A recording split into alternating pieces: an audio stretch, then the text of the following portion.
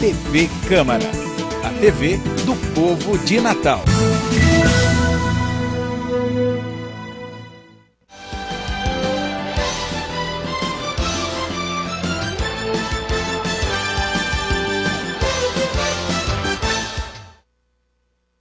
Olá, eu sou Flávia Urbano e está no ar o Comitê de Imprensa. O prefeito Carlos Eduardo anunciou uma série de medidas, algumas que dependem de apreciação da Câmara Municipal de Natal e outras que já serão implantadas por determinação do Executivo. Essas medidas visam a trazer uma economia aos cofres públicos diante dessa situação de crise por que passa o município de Natal. Para conversar conosco a respeito dessas medidas e explicar detalhadamente cada uma delas, participa do Comitê de Imprensa hoje o secretário municipal de tributação, Ludenilson Lopes, e participa também do Comitê de Imprensa o jornalista Túlio Duarte. Seja bem-vindo, secretário, ao Comitê de Imprensa. Muito obrigado. Estamos à disposição para tentar ajudar a esclarecer eventuais dúvidas sobre a temática. Seja bem-vindo, Túlio, ao programa. Flávia, obrigado também por estar aqui participando do programa, a oportunidade da gente conhecer um pouco mais aprofundado os projetos encaminhados para o Poder Legislativo. Secretário, eu começo perguntando ao senhor, de modo geral, qual a expectativa do município em relação a essas medidas que nós vamos falar um pouco mais adiante sobre cada uma delas? A expectativa realmente é boa, embora a gente saiba que nós estamos atacando aqui as duas portas do equilíbrio financeiro de qualquer administração pública, né? Nós estamos com medidas no campo das receitas e também medidas no campo da despesa, né? Então, veja bem, as despesas, na verdade, elas estão em nossas mãos, né? Estão na mão da administração. Então, os resultados delas, eventuais cortes, eu diria até controles, né? Um controle bem mais rígido no campo da despesa, o resultado é de imediato. Certo? Por quê? Porque você não depende de terceiros, você depende de si próprio, da própria administração, né? De como ela vai agir no sentido de cada vez mais controlar ali seus gastos, seus custos, né? O custeio da máquina pública como um todo. Então, se você consegue economizar naquilo, o resultado você sente de imediato. Já no campo tributário, no campo da receita, essa coisa muda um pouco. Primeiro, alguns desses, como nós vamos discutir ainda aqui, muitos desses projetos, os efeitos deles poderá ser apenas em 2018. Na seara tributária existem algumas garantias. Os princípios a serem seguidos, né, que devem ser seguidos e observados, dentre eles o da anterioridade, que hoje tem mais um componente que é o princípio, como popularmente ficou conhecido como a noventena, né?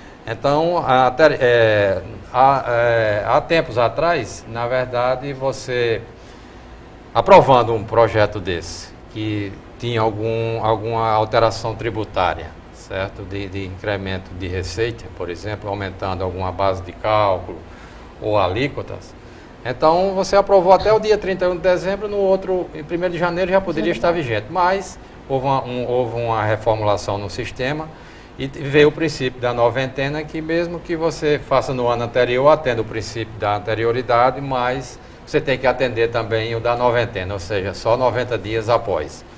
Então, alguns tributos, por exemplo, que o fato gerador ocorre dia 1º de janeiro, como o IPTU, embora não vá ser alterado o IPTU, mas se fosse, então, como ocorreria em 1º de janeiro, e em 1º de janeiro ainda não havia transcorrido os 90 dias, não poderia ser aplicado para 2017, né? Então só seria para 2018. Ou seja, secretário, ainda que aprovadas, algumas dessas medidas só vão trazer resultados próximo ano e já depois de março do próximo ano, lá para abril. Exatamente, algumas e talvez outras só em 2018.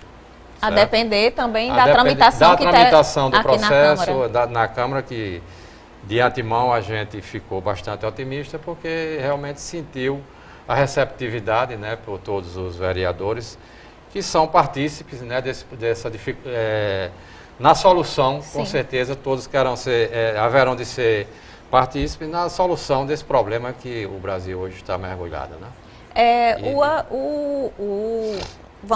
Vamos começar a falar a respeito dos projetos. Primeiro, desses projetos que foram encaminhados entregues pelo prefeito Carlos Eduardo, que fez questão, por iniciativa própria, não foi convocado, né, Túlio? Ele fez questão de vir pessoalmente à Câmara para explicar que medidas eram essas. A gente sabe que são medidas que, de certa forma, desagradam alguns setores da economia da nossa cidade, mas, por outro lado, o prefeito deixou muito claro na sua fala que não restou alternativas e não há motivos para se ter regimes especiais para determinadas áreas do município, sendo que isso não acontece em outros municípios do nosso estado, né? E ainda você abrir mão de receita, como o senhor falou, especialmente no momento de dificuldade. Um dos primeiros pontos que eu gostaria de conversar com o senhor é a respeito dessa revogação de incentivos fiscais que existe para hospitais e clínicas. Qual a expectativa da Prefeitura, como é que isso funciona hoje, e qual a expectativa da Prefeitura de que isso seja a partir da aprovação da lei? Como você bem colocou, realmente é uma área assim, bastante espinhosa, árida, essa tributária, certo? Ninguém gosta de pagar imposto. O próprio nome já diz imposto.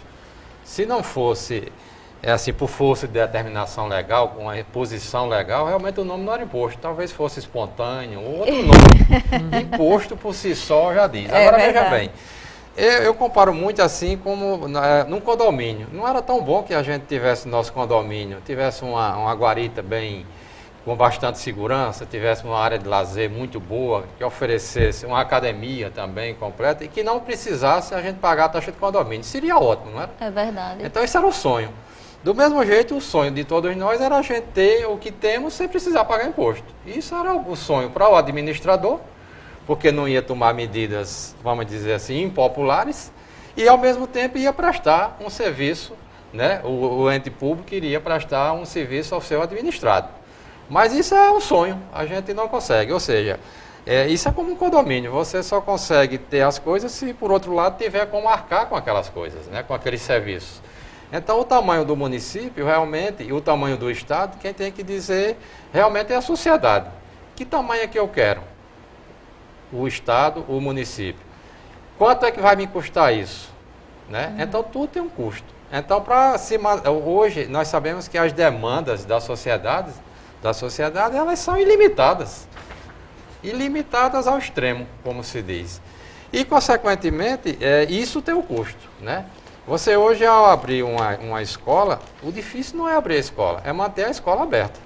Se você equipar uma escola hoje bem equipada, e se você não tiver uma segurança ali 24 horas e bem reforçada, então aquele vigia comum ali, coitado, sem armamento, ele vai servir de cabeceiro para levar, para tirar todos os móveis que estão ali dentro, equipando, quando aquela escola for assaltada. Então ele vai servir para levar para o carro do meliante que está assaltando aquela escola. Então você, além de ter um custo, né, já normal, você também hoje tem que se preocupar com esses elementos novos de despesa, né? Você bota um banheiro público ali na orla, o difícil não é instalar o banheiro, o difícil é você manter o banheiro intacto. Ele será depredado, ele será saqueado. E você já imaginou quanto é um custo de você manter uma segurança 24 horas vigiando aquele banheiro? Então são essas contas que nós temos que fazer, né? Então, como você disse aí, a parte tributária, quando a gente fala em pagar imposto, ninguém quer. Agora, os serviços do município, ele também tem que ser, por outro lado, tem que ter um lastro financeiro, não é isso? Então, quando você abre um hospital como esse, não é só abrir o hospital, o difícil é você mantê-lo funcionando 24 horas, né? Como o prefeito bem disse, Recife, por exemplo, abriu tinha 9 UPAs, hoje parece-me que tem 5. Isso. Eu vi um depoimento no outro dia do prefeito reeleito de Macaíba, que disse que abriu uma UPA, certo? E começou a funcionar os 100%, como ele pretendia. Hoje ele tem que botar de receita própria, tem para mantê-la aberta, funcionando apenas 75%, tem que botar 600 mil por mês. Então, realmente, quer dizer, o difícil é você conseguir manter essa máquina funcionando. E o tamanho dessa máquina, ela está atrelada, por outro lado, a você obter as receitas para custeá-las, tá certo? Então, dito isso, já para afastar e a gente fica totalmente a cavalheiro em dizer e entender essa preocupação com o tributo, que é de todos nós, ninguém quer pagar mais imposto. Por isso, nós temos essa dificuldade do administrador de tomar medidas como essa. Mas ele tem que tomar, ele tem que decidir, o administrador ele tem que decidir. Então, por exemplo, eu fecho isso, ou então eu tento incrementar a receita por ali para manter isso aqui aberto. E não prejudicar a população com a extinção Exatamente. de um atendimento. Você tem até que escolher para ver isso aqui é menos mal aonde. Então, por exemplo, não tenha dúvida que o segmento que vem sendo contemplado com essa redução de carga tributária, ele tem as razões dele de estar, né, se movimentando, né, porque realmente é um custo a menos, tá certo? É um custo a menos, é totalmente entendível, né? No caso, ele está realmente surpreso, ou então dizendo, por que isso agora e tal. Mas, por outro lado, o administrador, ele tem que ver, se eu não... Com essa receita, talvez eu possa deslocar para a saúde pública, né? No caso, eu vou abranger, eu vou cobrir com isso aí muito mais gente e pessoas que, com certeza, bem mais necessitadas, né? Então, a escolha realmente não é fácil, mas você tem que decidir onde é que você vai buscar aquele recurso para poder manter aquele serviço. As coisas são entrelaçadas, o recurso e a prestação do serviço, certo? A comunidade. Como a comunidade, nós já dissemos aqui no início, realmente é muito carente, as demandas são exorbitantes, a gente não consegue nem de longe atender a todas, mas a gente tenta atender ao máximo. E dentro desse contexto é que o administrador tem que tomar as medidas, as decisões que nem sempre serão de todas simpáticas. E é impossível você atender aos lados antagônicos. Já há um cálculo já pelo comportamento da arrecadação desses tributos, né? Há um cálculo já de quanto é que a prefeitura deixa de arrecadar? Mantidas as condições, nesse segmento aí a gente estima algo em torno de 13, 14 até 15 milhões. Por mês isso? Não, por ano. Na verdade são coisas, não são coisas volumosas, nem que vai resolver o problema do município, nem de longe. Nem de longe. Agora a gente tem que se movimentar, né, tem que fazer alguma coisa para minimizar. A situação é gravíssima, não vamos nos iludir aqui e achar que com uma medida como essa se resolve o problema da crise do município, nem de longe. O problema é muito maior, A gente vai tentando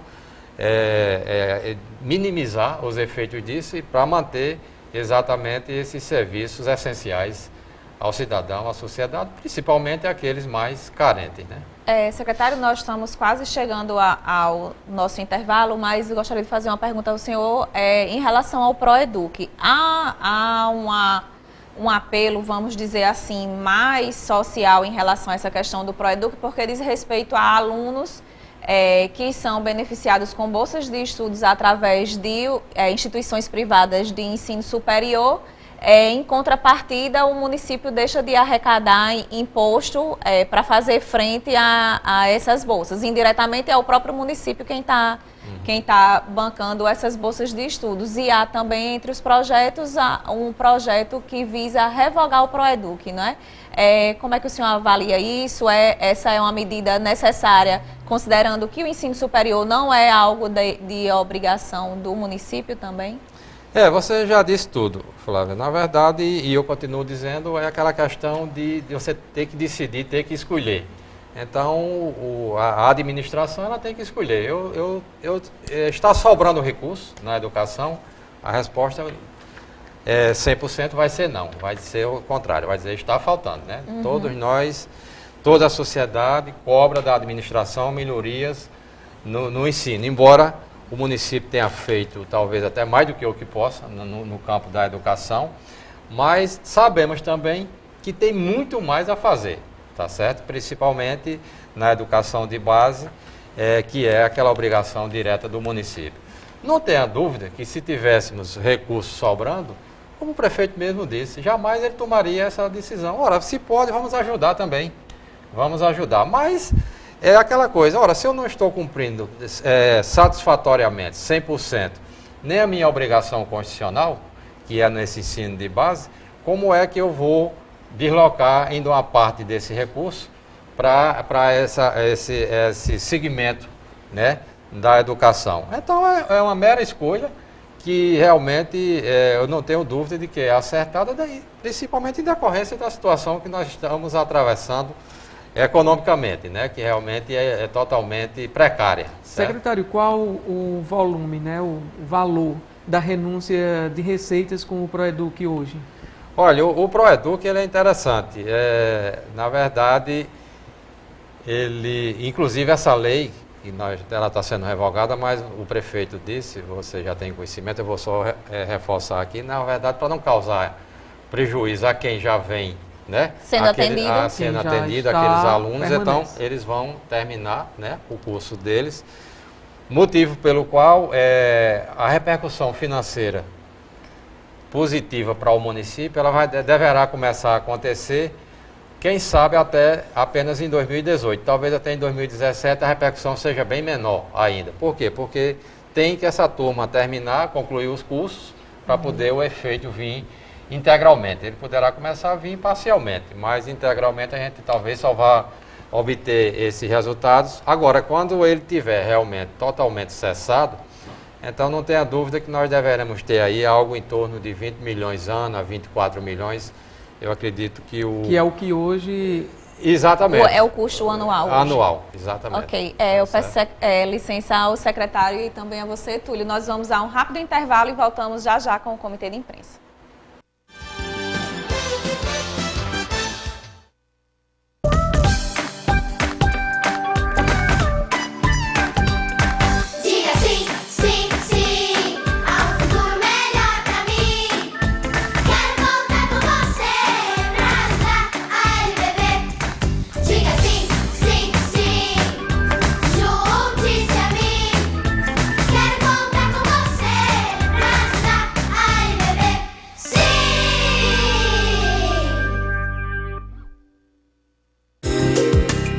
Tá explicado.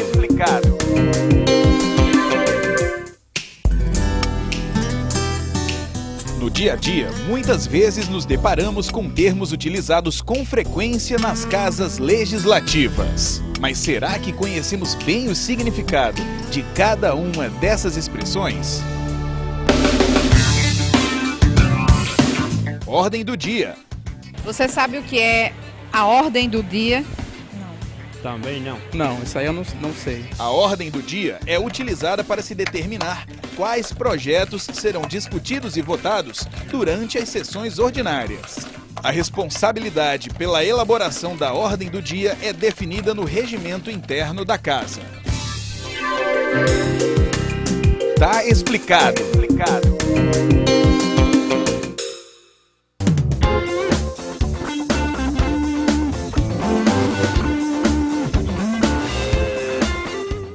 O que fazer com materiais que você tem dúvida se podem ser reciclados? Mande para a reciclagem equipamentos de informática, lâmpadas fluorescentes, CDs, DVDs, aerossóis, latas de tinta, brinquedos, madeira, sacos de carvão e pneus. Apesar de serem tóxicos, as usinas aproveitam o acrílico, o plástico, o metal e a prata. Os restos de madeira viram compensados e os pneus se transformam em asfalto e grama sintética. Os brinquedos também podem ser doados ou consertados.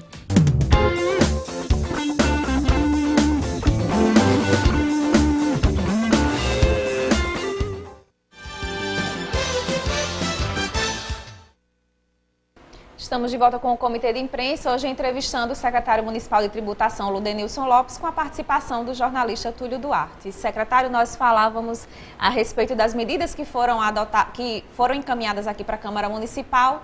Entre elas, há também mudanças em relação à cobrança da COSIP e da taxa de limpeza urbana pública. Vamos falar primeiro sobre a COSIP. O que a Prefeitura pretende mudar nessa arrecadação? De início, logo vale a pena a gente registrar que não há qualquer mudança para o consumidor de energia. Ele não vai pagar um centavo a mais nem a menos. Apenas o que aconteceu aí, até a gente trazendo a experiência do que acontece com o ICMS, onde, por exemplo, todo o combustível que é consumido no país, o ICMS, o imposto que é incidente sobre toda aquela cadeia, passando pela distribuidora e depois pelos postos, até chegar a nós consumidores, aquele imposto já é retido na fonte lá pela Petrobras, por exemplo, certo? Então, e isso é por determinação legal. Então, a Petrobras, por exemplo, ela retém aquele imposto e repassa para os estados, tá certo? Então, seguindo nessa linha de raciocínio, nós observamos que o município tem um custo, certo? Contratual de arrecadar essa COSIP. Então, naquela conta de energia que vem... Custo repassado à COSERN. Exatamente. Custo esse que a prefeitura paga ela contratualmente... Hoje né? então, funciona assim, a COSERN faz a cobrança do consumo e junto tem a cobrança da COSIP. Isso. E a prefeitura, então, faz um repasse para a COSERN a título de remuneração por essa prestação. Prestação de serviço de cobrança. De cobrança. Então, a gente está, via a lei, né, o instrumento da lei, então, atribuindo à COSERN a condição de responsável por esse recolhimento, responsável legal, e, consequentemente, o município, quer dizer, a sociedade, vai deixar de arcar com essa despesa, com esse custo na arrecadação da COSIP. Tá certo? Mas para o consumidor é indiferente, continua tudo da mesma forma. A COSERN vai continuar efetuando essa cobrança. Por determinação legal Por agora. determinação legal, vai Por ser o responsável determinação legal. tributário. Isso. Sem que o município tenha que fazer repasse. De Exatamente. valores Sem ter que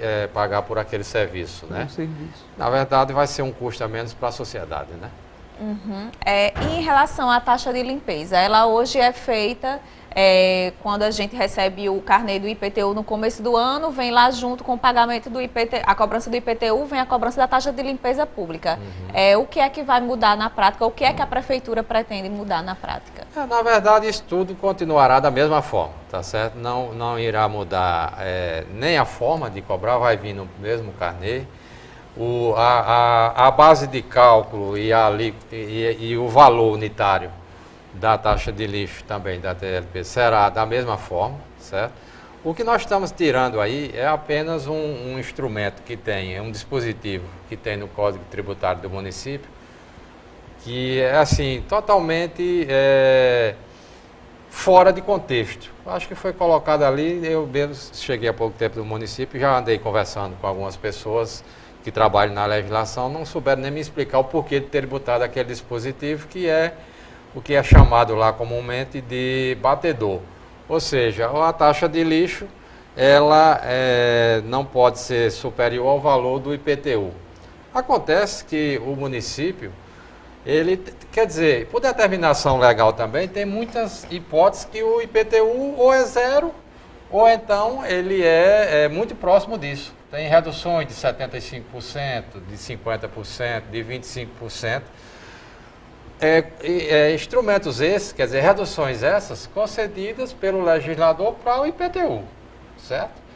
Então, veja bem, sem nenhuma redução, sem nenhuma lei reduzindo a taxa de limpeza pública, por esse batedor, você reduz indiretamente.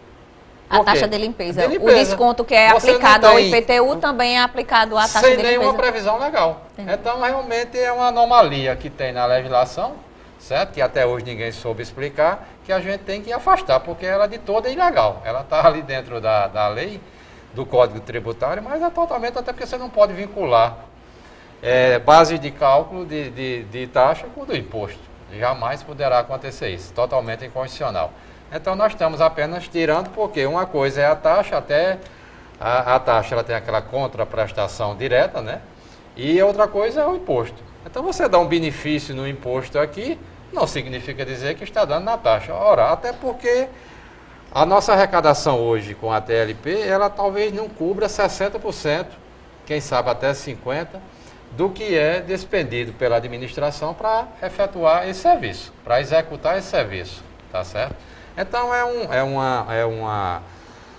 um ajuste que nós estamos fazendo, quer dizer, uma correção, melhor dizendo, que nós estamos fazendo no código, que na verdade é apenas com essa finalidade, porque era uma distorção, na verdade. Agora, secretário, na prática, essa correção, como coloca o senhor, ela pode vir a trazer, na prática, um aumento. Um exemplo, o senhor coloca que há uma limitação em que a taxa de limpeza pública, ela hoje não pode ultrapassar o valor do IPTU.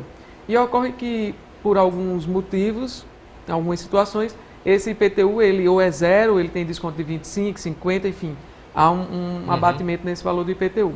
Então, por exemplo, onde o IPTU é zero, não se paga taxa de limpeza pública. Seria isso? Pois é, se havendo essa hipótese... Aventando essa hipótese, seria isso. Então, ao se aprovar essa desvinculação, onde o IPTU for zero, vai ter de se pagar a taxa de limpeza, que hoje, digamos, ela estaria sendo dispensada. Isso. Então, na prática, pode ser já um aumento. Eu não chamaria de aumento, eu diria que na prática vai haver a correção. Vai passar a pagar. Aquilo que indevidamente Deixava de ser cobrado. Quem ia arcar com essa despesa daquela coleta de lixo eram nós que estamos pagando normalmente, em detrimento de um artifício da legislação totalmente fora de contexto, que poderia deixar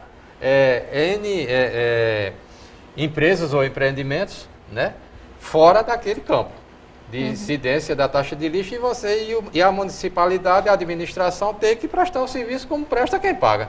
E nós pagando os 40% ou 50% que o senhor falou que a prefeitura essa taxa de limpeza não é suficiente para custear. Suficiente para custear. Talvez até um dos motivos desse e uma coisa que tem que ficar bem clara é o seguinte, você deu o benefício para o imposto. Para o IPTU. Para o IPTU, porque a taxa você até dificilmente teria como dar, né? Ora, se a arrecadação dela não cobre... O serviço está sendo prestado, né? Como é que você iria dar? Então, a taxa de lixo, ela tem lá suas características próprias. Eu não posso estar tratando os dois atrelados, porque... pode muito bem alguns segmentos, né? Você vê que a própria Constituição já prevê algumas imunidades de imposto, mas a Constituição não prevê da taxa. Você observa isso, é do imposto, diz o que é. Aí como é que eu vou chegar e vou estender para a taxa? Se a taxa é uma contraprestação direta, um serviço que é prestado pela administração, né? Então, realmente, eu não chamaria aumento. Alguma coisa que indevidamente não esteja sendo pago, aí sim, vai começar a ser cobrado, mas na forma da lei. Nós não vamos alterar valor nenhum da taxa. Tá, secretário, no dia que o prefeito Carlos Eduardo esteve aqui na Câmara Municipal, a galeria da Câmara estava repleta de servidores, representados muitos através de sindicatos, e que em determinados momentos vaiaram o prefeito e reclamaram dessas medidas anunciadas pelo prefeito. Na visão do senhor e a expectativa da prefeitura é de que com o debate desses projetos, os servidores passem a apoiar essas medidas, considerando que elas visam a minimizar esses problemas financeiros que o município tem e que termina aí redundando em atrasos de salários e até em parcelamento, como está sendo ventilado? Eu não tenho a menor dúvida, Flávia, de que isso acontecerá. Mais do que nunca, eu vejo que o momento tem que ser de uma comunhão de interesses, né? Porque o interesse aí da administração, no sentido de angariar meios para exatamente cumprir também com suas obrigações, eu diria até assim, e principalmente com as obrigações junto aos seus servidores. Eu mesmo tomo como exemplo a Secretaria de Tributação do município, a SEMUT, a qual eu tenho a honra, assim, hoje, o privilégio de estar à frente dos destinos dela, por volta de 18 a 20 meses estou lá. Então, realmente foi muito gratificante, embora o desafio é imenso. Mas, como eu gosto de desafio, realmente me encaixei bem. E hoje é uma honra estar ali à frente da SEMUT, mesmo diante dessas dificuldades todas, tá certo? Mas é louvável o empenho, a comunhão de interesses que existe no funcionalismo lá, certo? Tanto os auditores fiscais como o pessoal técnico, né? É o pessoal que realmente veste a camisa. A gente conversou quando começou esse quadro, que nós começamos a perceber que se avolumava, se aprofundava cada vez mais, e se jogou muito claro, muito abertamente. Vamos cruzar o braço e ver os braços e ver o navio afundar com a gente dentro, ou vamos arregaçar as mangas, né, e vamos tentar resgatar, fazer aqui o máximo para a gente pelo menos contribuir para minimizar o problema. Então, realmente, eu vejo que E eu sei que isso não é só na CEMUT, eu tenho certeza que a maioria muito acentuada do funcionalismo público tem essa consciência e sabe que se não houver essa comunhão, essa interação aí no sentido da resolução desse problema, ele vai só se agravar, ele vai apenas se agravar. Então a luta maior da administração é no sentido de a gente, com essas medidas, que seriam muito mais simpáticas se você não tomasse as medidas, né? Então há um desgaste da administração, do chefe do executivo perante a classe empresarial e etc e tal, como nós estamos vendo aí, mas ele está tomando em prol de quem? De tentar modificar, trazer para o eixo essa situação econômica para vir honrar os compromissos a tempo junto ao funcionalismo. Ok, secretário, nós teríamos ainda muitos outros assuntos para conversar com o senhor, mas infelizmente o nosso tempo está chegando ao fim. Eu gostaria de agradecer a sua disponibilidade de vir ao Comitê de Imprensa e trazer esses esclarecimentos ao nosso telespectador. Eu é que agradeço e ficamos à disposição tanto de vocês como dos vereadores, né, de todos eles, para esclarecer qualquer dúvida, também do cidadão, do funcionário, do contribuinte. A gente fica totalmente à disposição, porque realmente a gente discutindo, trazendo muitas vezes o contexto da coisa, como ela se dá, então é muito mais fácil de se entender. Então nós aqui agradecemos. Obrigada, Túlio, por sua participação mais uma vez aqui no Comitê de Imprensa. Eu que agradeço, Flávio, foi uma oportunidade de conhecer um pouco mais sobre as mensagens, né, os projetos encaminhados pelo Executivo aqui para a Câmara Municipal.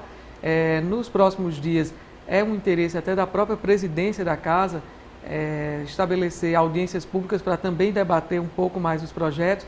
Vamos ver como vai funcionar um pouco isso na prática, porque foram pedidos urgência, né, na análise e tramitação dos projetos. Como isso vai tentar se conciliar aí com a possibilidade de audiência ou de uma outra forma de esclarecer um pouco mais também sobre os projetos e desejando que possa o município conseguir restabelecer o pagamento em dia do servidor público.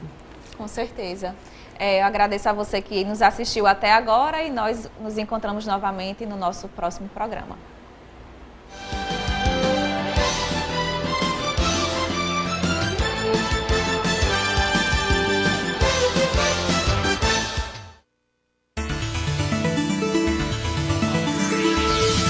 TV Câmara, a TV do povo de Natal.